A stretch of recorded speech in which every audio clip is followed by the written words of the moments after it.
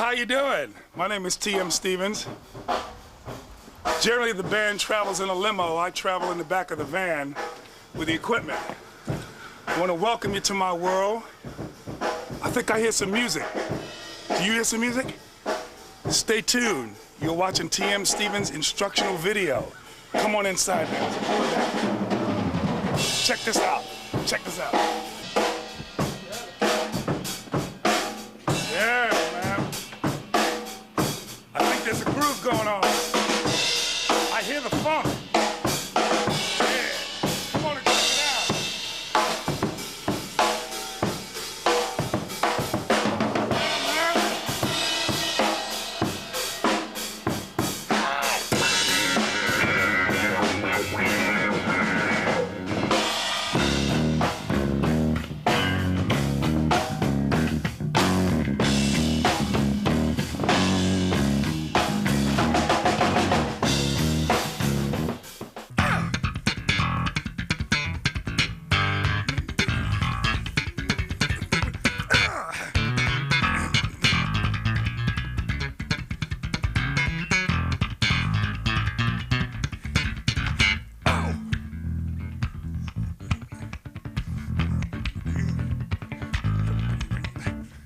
Hello, my name is T.M. Stevens.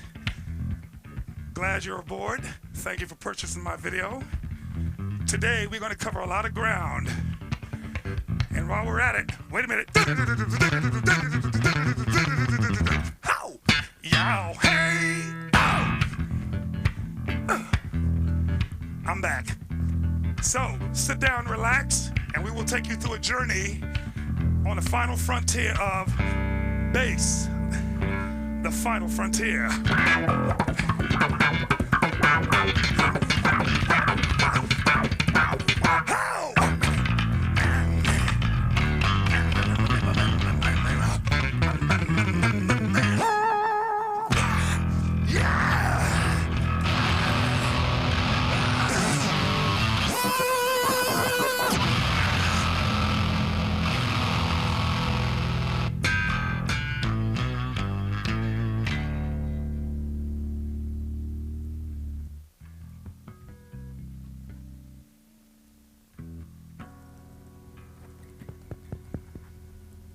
Peace. Don't go nowhere.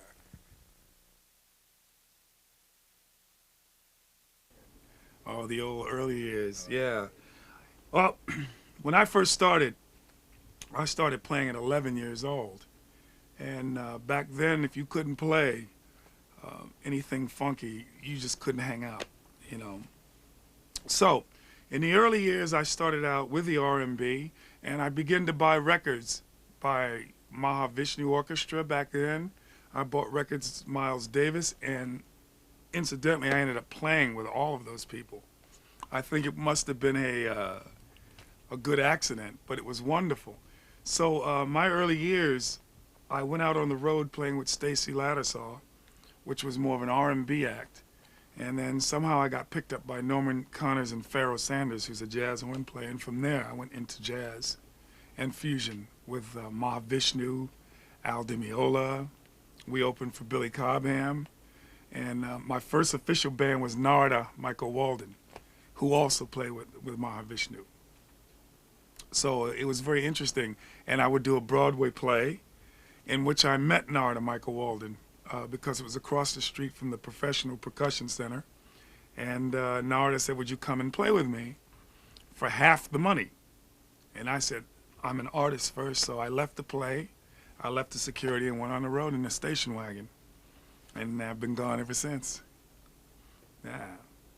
My musical influences started out when I was very young with the Reverend Jimi Hendrix. And the very first songs I ever played was a James Brown piece, because I learned to play bass actually in Harlem, which is on 131st Street, which is Small's Paradise.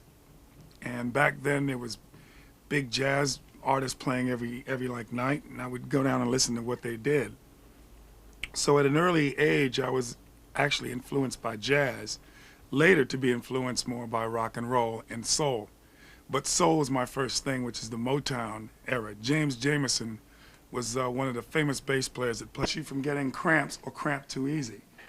So if you can see it, I'll come this way. This is the correct position on the bass. Okay.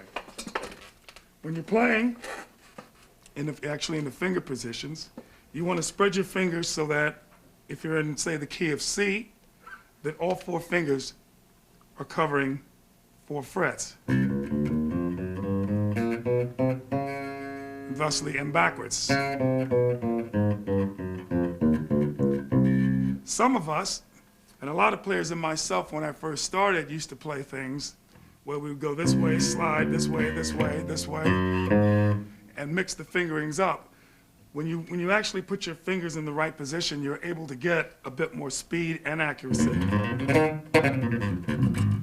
Okay, next, it's your thumb. It should be against the bass in such a way where it's supporting your fingers.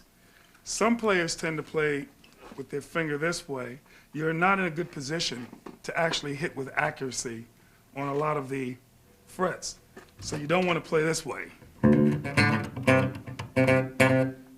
You want to play more this way.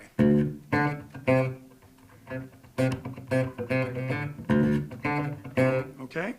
Next, I'd like to cover how you hold the instrument in the standing position. Now, I'm a big Jimmy Page fan, and I'm also very tall, if you haven't noticed. My arms are very long. Most players tend to play with the bass and the strap real tight up in this position.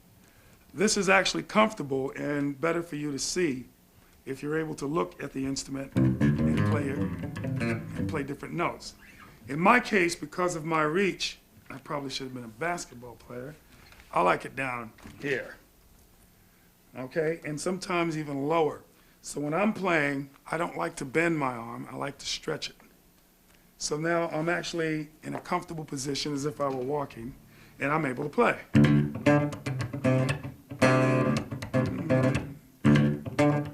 Okay? Next, we'd like to demonstrate, or I would like to demonstrate, finger technique. Some bass players, great bass players actually, play with a pick to get a plectrum sound, or more of a... In my particular case, I use the fingers for that, and I've never played with a pick because for my taste, I like the sound of actually fingers on the strings. So what I do is I practice. If, say, we choose a note like C sharp for no other reason, I'll take my fingers. If you can watch, I'll do it real slow. I'll count in 16 notes. 1 E and A. 1 E and A, 2 E and A, 3 E and A, 4 E and A. This is very important, and it's very important to actually do it by metronome so that your playing is very even with your fingers. Most of the groove, if not 90% of it, will come from this hand, these fingers. These fingers will actually play the notes and cause your mutes, which I'll show you. A mute would be, and in funk music, muting is extremely, extremely important.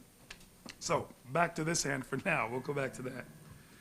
So what I do, my way of practicing, is I'll start real slow. 1 E and A, 2 E and A, 3 E and A, 4 E and A. And that causes my fingers to be a bit more consistent and even in volume on both fingers. The next step on this would be to play it and then play the octave, which is the up. 1 E and A, 2 E and A, 3 E and A, and that gets you used to actually moving your fingers across the strings as well as here. Each day, I try to speed that up, so by the end, hopefully you're able to play more. The first exercise, the second exercise.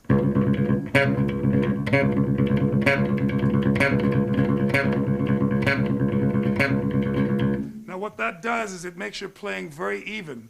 And when you're in a studio, like we are here, actually we're going to record our record here, and I've done Joe Cocker here. That makes your playing a lot more even so that you're not going, you don't have dropouts.